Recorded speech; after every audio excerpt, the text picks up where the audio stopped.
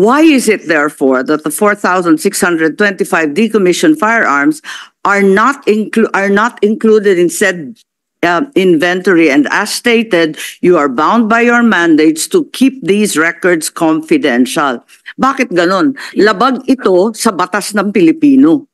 So, ibig sabihin, yung mga nag-surrender na MILF, hindi sakop ng batas ng ating bansa. Parang mali naman yata to. Panloloko naman yata ng bansang Pilipino to.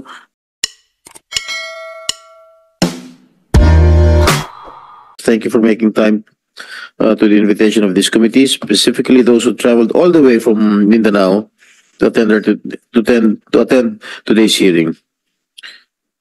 Before we proceed, I'd like to acknowledge the presence of Senator Jaime Marcos and Senator Rafi Tulfo.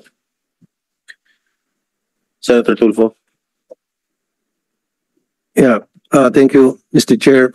I'm not supposed to be here today because yesterday, Secretary Carlito Galvez came to my office and brought some of his staff and showed some documents in response to some of the questions I raised during the last hearing.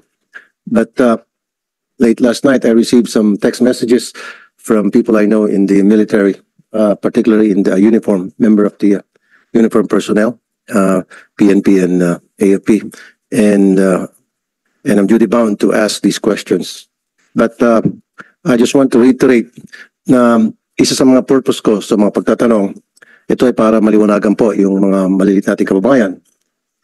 So to speak, kasi sila po yung kailangan magkaroon ng kaalaman tungkol sa peace process decommissioning na nagaganap ngayon. And ako po ay full support. Hindi po ako kumukontra, full support po ako tulad ng lahat ng Pilipino. Hangad ko po yung magkaroon tayo ng katahimikan and especially doon po sa mga kasundaluhan at sa members ng PNP na nagbuwis ng buhay sa pagganap ng kanilang tungkulin. So, gusto ko lamang na masagot yung mga katanungan na it's been hounding some of from some of the members of the military and PNP. So, mamaya lang siguro ako magtanong. So, I have some few questions. Anyway, easy lang po yung questions ko. Piece of cake. Sabi pa nga. So, mamaya siguro after Senator Jinggoy. Thank you, Senator Tulfo. Senator Marcos. Yes, thank you very much. The questions of the decommissioning and peace in Mindanao continue to be matters of grave concern, given that as late as the 18th of February last week, we are aware that a bloodbath occurred yet again with the MSU bomb attack, killing 4 civilians, 6 soldiers, 2 suspected Dawla Islamia, and 4 other troops injured in Barangay Ramain, Munay, Lanay del Norte. Clearly, our job is far from over, and there is much that remains to be done. Indeed, there is much skepticism about the decommissioning effort, given the deep dissatisfaction of many already decommissioned combatants, as well as the local government officials who continue to question the lack of detailed plans, milestones, and timelines. And these are the aspects that we need to derive details, dates, numbers, and legal basis for all. I am in receipt of the requested information. There are 3 pieces of communication that were sent to me last evening. I've not been able to peruse them as carefully as I would like. Pero narito at sa palagay ko may katanungan pa rin kasi hindi po maliwanag yung ibang bagay. Kaya magtatanong na lang ako katulad ni Senator Tulfo mamaya para sa kalinawanan ng napaka-importanteng mga bagay-bagay. Maraming salamat po, Mr. Chair. Thank you, Senator Marcos. First of all, I would like to apologize since we came in late because I was talking to some members of the MILF returnees in my office, and that they were complaining. And they executed executed an affidavit which still is unsigned, and I will just talk to Secretary Galvez later with regard to their problem. Okay, the persons we are assisting and representing first approached Acting Mayor Omar Ali of the municipality of Datu Salibo, Maguindanao del Sur. Mayor Ali then contacted his political allies in Maguindanao del Sur, and he was able to refer his concern to Mayor Balayman of the municipality of Pandag, Maguindanao del Sur. Ang naging problema po nito ay itong mga MILF rebel returnees ay nabigyan na po ng 100,000 na pinangako po ng gobyerno. Ngunit, nung pagbigay sa kanila ng 100,000, yung kanilang mga commander ay kinuha po yung kalahati. And that is that is one of their concerns, no? And if we have 26,000 combatants who are willing to surrender, that 1.3 billion yun mapupunta ron sa mga, hindi mapupunta ron sa mismong mga rebel returnees, kundi sa mga commanders nila. So siguro kailangan natin paimbestigahan yung ganitong klaseng problema. And I've intimated to Secretary Galvez a while ago in my office to please investigate these wrongdoings. Okay ka naman tanong? Okay. Senator Tulfo? Yes, my first question, Secretary Galvez or anybody from your office can answer this. 100,000 pesos each were given to MILF surrenderies. Hindi po ata pantay. Why sa MNLF, 45,000 lamang allocated for its surrenderies? Bakit magkaiba po? Sa MILF, 100,000, MNLF, 45,000. Sir, actually, sir, yung sir natin, yung sa 100,000, sa MILF, dahil kasi mayroon silang decommissioning. Yung sa MNLF po, sir, is stenciling. Wala pa po yung talagang decommissioning because on our final peace agreement with the MNLF, wala po tayong provisions for decommissioning. So yung gagawin po natin, yung initially yung 45,000, considering na according to RA 20 of the final peace agreement, those who will not be integrated should be given tinatawag natin socio-economic package. And basically, ang gusto nga namin po, pare-pareho po yung ibigay. Ang intention po talaga natin is 100,000 din po ibigay natin sa MNLF. Initially lang na ibigay natin yun because ang ano pa lang natin is only stenciling pa po ang ginawa po natin, Your Honor. Okay. Stenciling nga, Secretary. Yes, sir. Kasi yun nga po ang ano natin. Kasi ito po yung nagiging problema po natin sa final peace agreement. Can you please enlighten this committee what stenciling is all about? Yung stenciling po ng firearms nila, kinukuha po ng bali po sir, nire-record po natin kasi yung part po yun, ito part po ng natin yan na gusto po natin ma-recover po lahat ang mga loose firearms. So isa po ito yung mga tinatawag natin na parang ating proseso para at least kukunin natin yung firearms ng ating brother MNLF and then stencil po natin and then we have an agreement na mayroon tinatawag tayong firearms control. Yeah, as a follow-up question to that, before that, Senator Tulfo would like to acknowledge the presence of Senator Bato de la Rosa. okay. Yung mga sinusurrender ng firearms, 4,000 and all, right? Yan po ba ay niregister?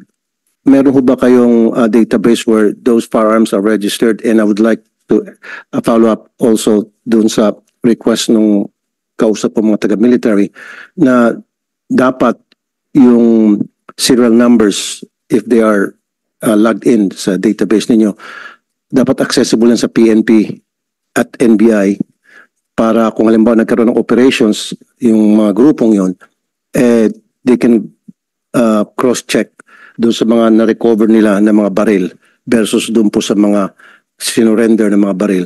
So, ito ba mga baril na sinurrender, 4,000, are they logged in sa isang database?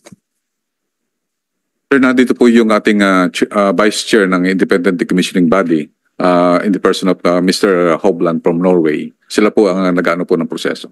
Mr. Hofland, the firearms, the 4,000 firearms, how are they being handled once they were surrendered to the government? Yeah. What Mr. kind of Chair, accounting do we do? Your Honor, we in the independent decommissioning body, we receive and decommission the firearms. We register them. We do a function test of the firearms. So all the firearms we receive are operational, and then we store them according to the agreement. We also take in the registration number of the weapon, and according to the agreement between the parties, that is to be confidential for the independent decommissioning body. Can we have records of those firearms that were surrendered, the serial numbers, and are they stored in a database where it will be accessible to the PNP and NBI and even the military? Like I said earlier, if there's an operation conducted by these authorities and in the process they were able to recover firearms in those operations, at least they can make some cross-checking the weapons that were surrendered from the decommissioning process. So for now, we are bound by our mandate given to us by the two parties, the government of the Philippines and the Moro Islamic Liberation Front. And in the terms of reference of the IDB, it says that all information, data, or opinions gathered, generated or exchanged in connection with the work of IDB are confidential and may not be divulged to an organization, individual, or entity. But if the parties would, of course, agree that we should share that, we could be open to do so. But for now, we're bound by our mandate. So right now, it's confidential, so you cannot divulge to us the firearms. What kind of firearms are those? The serial numbers? That's confidential? You mean the Filipino people doesn't have the right to know? So Sir? yeah. So, Your Honor, we in the IDB, when we finished each phase of decommissioning, we send a report to our principal, which is a two-piece panels. I understand, sir. I understand. I know where you're coming from. I know what you're saying. But the thing is, there was more than 2-point-something billion spent for this program. In exchange, they have to surrender their weapons. And I just want those weapons accounted for. First, where are they stored? And then second, how are they being handled? And then third, they should be in a database, like I said, for the third time, which will be accessible to everybody, especially the PNP, the NBI, the AFP, in case they need to check those database, those serial numbers of those firearms, then they can always go to that computer and look it for themselves. So, Your Honor, I understand your question. I understand your need to do so. I really do. So we have our mandate now, and I can also answer what we do with the weapons. We store them in a secure storage area, and then according to the agreement, after the fourth phase, or when the parties agree, we will put them beyond use. So even a video, you can show us a video or even pictures of those weapons? So we had... Still confidential? No, we had two large events in Cotabato, where we had display of all the firearms that we received for the phase, witnessed by... Can you show us some videos at least, or pictures? Because 4,000 is a lot of firearms, and I just want to make sure that those firearms are really well kept and being protected. Yeah. So, Your Honor, we're very glad to submit pictures and videos of the weapons, so you can see that.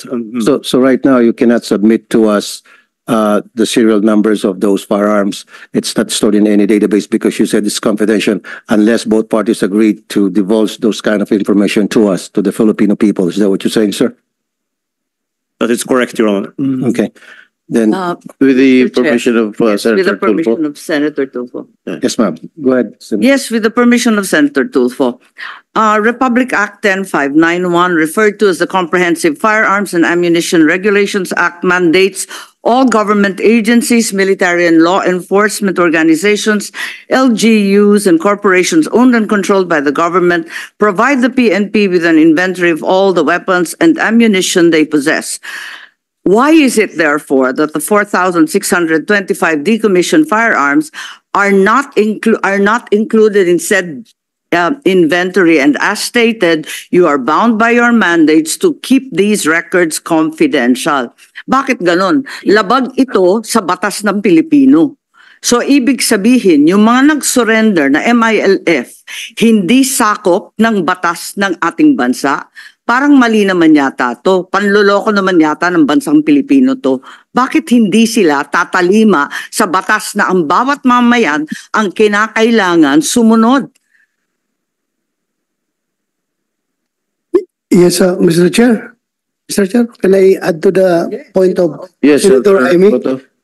Mr. Chair, I don't know if there's a conflict between the what is the existing law that our resource person is talking about, if it runs in conflict with the firearms comprehensive law. I don't know. We have to study on that because maybe, I'm sure, the ones who formulated this law ay talagang inobserba itong firearms, the existence of the firearms comprehensive firearms law. So titingnan natin siguro, Mr. Chair, kung saan ang conflict dito. Yes, I'd just like to follow up. Having gone through the papers submitted, ang hinahanap ko po, sinasabi ninyo yung annex for normalization. What is the written basis, the legal basis for the number of 40,000 MILF combatants and the legal basis of the 7,000 firearms? Meron bang legal basis yan? Kasi nahanap ko rito, sabi annex. Asan yung annex? Nasa annex lang ng normalization. Yun ang sinasabi ninyo. Pero wala naman dun sa annex nakatakda yung 40 at saka 70,000. Anong basehan natin ng lahat niyan? Madam Chair, sir. Yes, please. Yes. Your Honors, we have the basis, which is basically the written letter of Chair Minister Murad to President Aquino dated 2010. We can submit it And to you. in the letter, it's indicated the 40,000 Yes, combatants Your Honor. and the 7,000. Yes, Your Honor. And a mere letter is now considered law that supersedes all existing firearms and ammunition codes recognized here in the territory of the Republic of the Philippines. Is that correct? No, Your Honor. This is a mere letter, sir. Yes, I have but- never heard of a mere letter overturning our entire construct of firearms and ammunition law. The comprehensive agreement was written 2014. I'm aware. It went through 2014, 2015, and finally 2019. Yes, Pero hinahanap ko yung legal basis po ninyo. Saan ba galing yan? Kasi hanggang ngayon, ang sinasabi, wala namang listahang binibigay sa gobyerno kahit kailan nitong 40,000. Tama ba yun? Wala ba talagang listahan ng mga combatants na 40,000 na ginawa nating target? The submission of the combatants is in a gradual.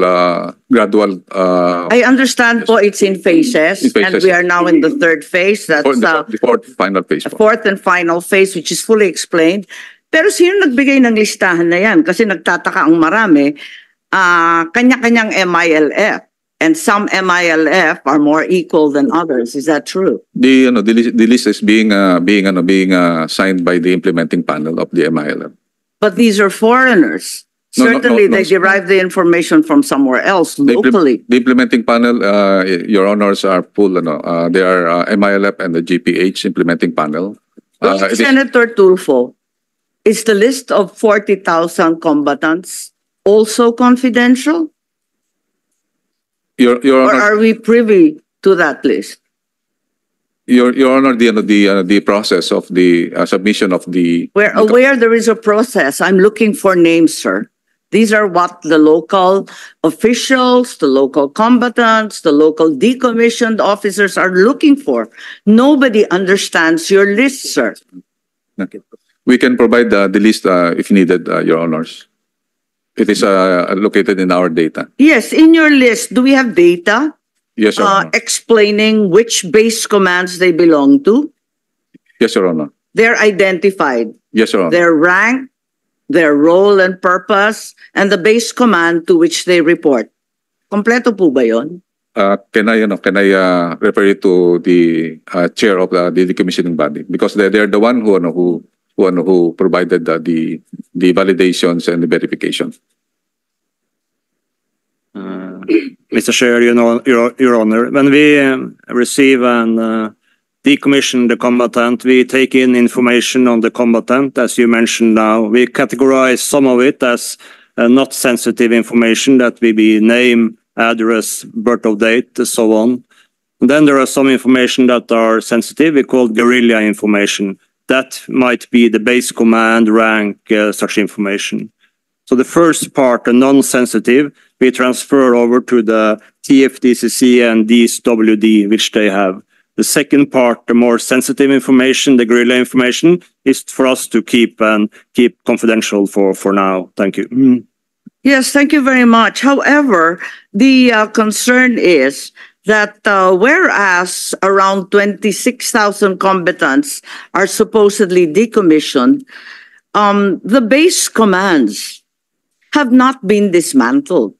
Until today, the MILF continues to operate these base commands, all 6 of them.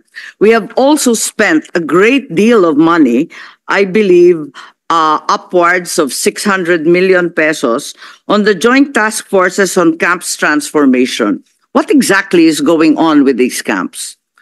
And why is it that with all these 26,000, wala pa rin, buo pa rin ang mga kampo ng MILF? Your Honor, because of the pandemic, we were derailed by 3 years. That's why last year. Pero nasa phase 4 na po kayo, patapos na po to. There is a different some sort of process on the transformation of camps. So But you therefore make the admission that the MILF base camps are intact and in operation without any transformation having been undertaken. Is that correct? No, Your Honor, there is already transformation in some effect. What exactly has been transformed? We see them exactly as they were before. For example, in Camp Bilal, we have seen a lot of transformation. Can you please be specific, sir? So we have already converted the 300 hectares into some sort of a village, wherein we will. It was a village before. No, ma'am. It's a camp. It's a Camp Bilal. Yes, but civilians were living in that camp. There were Yes, children yes, and Your Honor. mothers as well. Yes, Your Honor. But right now, So what was transformed? It's exactly in the same position. in 2019, Madam, when I visited Camp Bilal, all of them are armed to teeth, meaning from the highway going to their area. Even MP Bravo, member of the Parliament Bravo, is always armed to teeth. But right now, when I come to Camp Bilal, most of them are wearing civilian, Madam. And they are very amiable. And at the same time, they are Are we already. now to read a change of costume as a transformation, sir? I think that is a very token and gratuitous piece of information. Madam, during those times when we are visiting the camps, even in 2014 up to 2019, you can see a lot of firearms there.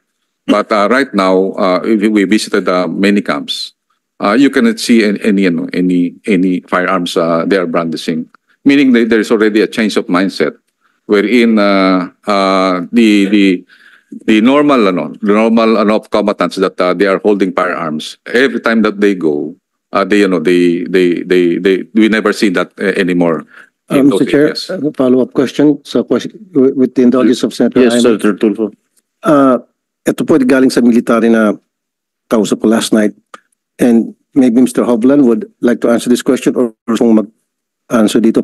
Because during the last hearing, you did mention that there were combatants who surrendered, but they weren't able to surrender their firearms because they said it's personal, it's for personal use. Ngayon kung personal use yun, chinek niyo ba yung serial number to make sure na yun ay license?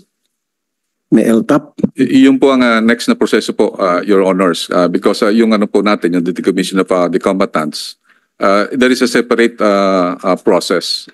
So yung ano po natin, we never term them surrender. We term them decommission. Kaya nga po sir, kasi when they came to the government Yeah. to get that 100,000 cash allowance, supposed to be they should be turning over their firearms. But they did not because sabi nga, meron akong baril dito, personal use ko ito.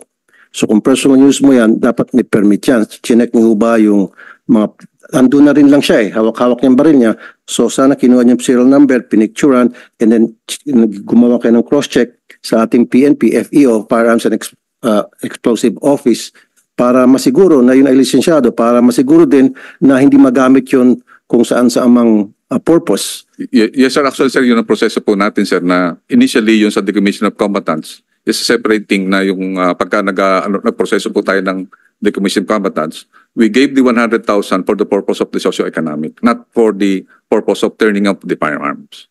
Hindi po yun naman po. Ang ano po natin po is meron tayong proseso din ng decommissioning ng agreed 7,000. Yun po ang ginagawa po natin. And then, later on, there is kung makikita niyo po yung sa aming we have still a lot of programs in parallel with the decommissioning of firearms. Number one is yung all small arms and light weapons management. Ito po yung sinasabi natin na i-stencil po natin, isa-isa po yung lahat po na yun. Mentioned to me yesterday, nung pumunta ko sa office ko, tinanong ko what kind of firearms ang mga na-surrender. Sabi niyo po sa akin, carbine, may mga carbine, may mga garan. M16. M16, meron pang Thompson. Yes. Diba pang CAFGO lang po yun? Alam ko yung mga MLF, they're well financed and they have modern weaponries. Yung Thompson, sir, konti lang po talaga yun. Thompson. So ibig sabihin may mga MLF na Thompson ang ginagamit. Ano po yung diplato? Sir, actually, sir, kasi makita natin, 1976 po kasi yung ibang mga combatants natin. Those were the firearms that they are Pero din pong carbine. Yes, sir, ganun po. Di ba yung carbine, panahon pa natin ng hook balahap yun. But anyway, may carbine. So siguro po, sa next hearing, give us a list of those firearms. Sabi nga ni Senator Amy, siyempre, kung ano man yung agreement meron between the decommission body and other groups, well, that should not supersede the law of the land of the Republic. So you should be wary about that. So next hearing, you should provide us with that information that Senator Amy was asking, kahit na sa executive session man lang. Yes, sir, we will provide, sir. Yeah, okay. Now, dalawang question na Senator Amy. December 31, 2022, kasi binanggit sa akin kahapon yung Commission on Audit. Sabi yung very strict ang Commission on Audit nga. Kayo talagang binabantayan. So, agad-agad nag-check po ako sa Commission on Audit. Meron pong 4.2 billion na audit suspension, and then 51.8 million disallowance. So pag sinabing disallowance, pinasosoli po. So unahin po natin dun sa disallowance.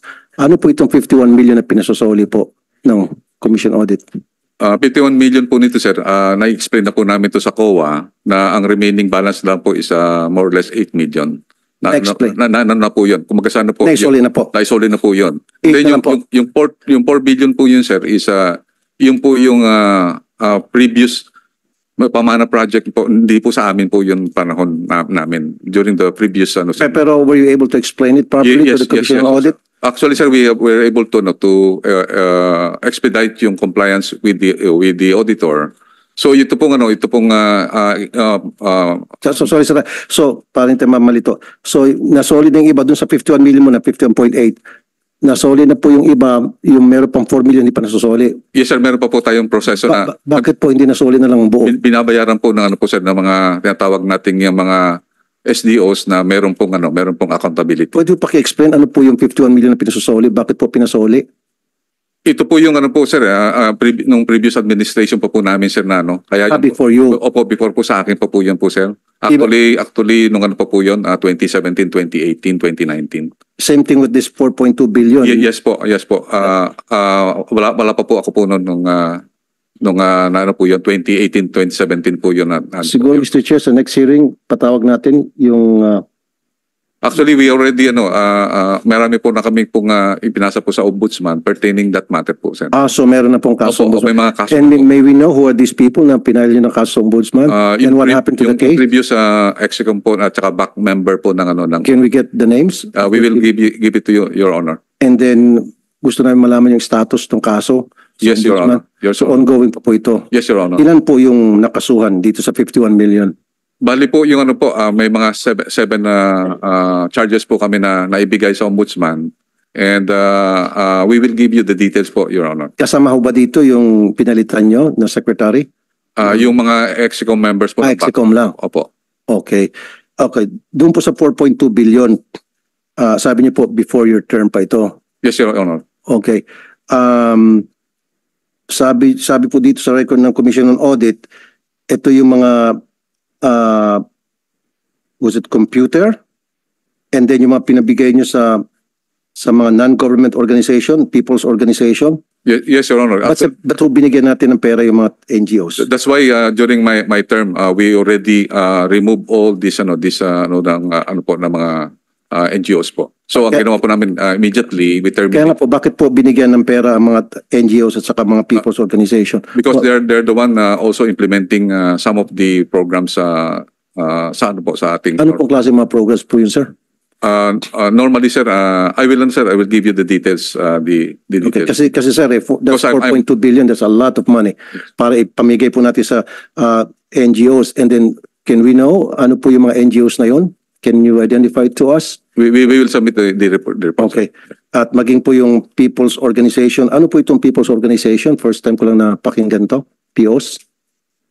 What are these POs, sir? We will find out, sir. Maybe.